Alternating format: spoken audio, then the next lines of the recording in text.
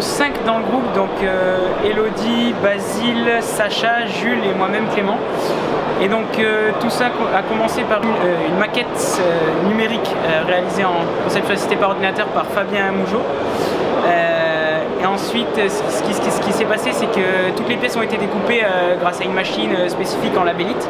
À partir de cela, il reste encore les mises en forme à faire et toutes les finitions. On est parti sur des pièces basiques. Enfin, on a dû mettre en place parce que souvent on croit forcément parfaitement, faire attention au jeu entre les pièces, à l'aspect de la maquette de manière générale. Et donc après, il y a eu toute la partie après aussi pour éviter de voir les rayures, tous les petits défauts à corriger au fur et à mesure. Et enfin la peinture qu'on peut voir là, et la maquette finie.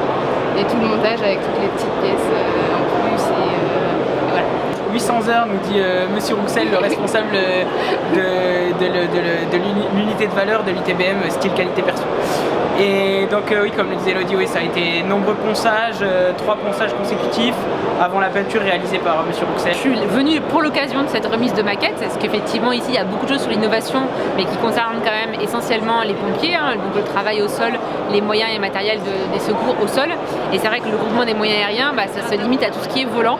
Et donc ce travail un petit peu très spécifique qu'ont fait les élèves, c'est quelque chose qui est intéressant. Ça démontre aussi la notoriété de notre action et de nos matériels à la sécurité civile. Et donc c'est une belle occasion de rendre hommage à un investissement de ces étudiants, voilà, qui ont déjà fait ce travail-là sur d'autres hélicoptères ou avions, je crois, et qui le feront peut-être sur nos prochains appareils. Donc voilà, c'est un vrai bonheur de partager ce moment avec eux.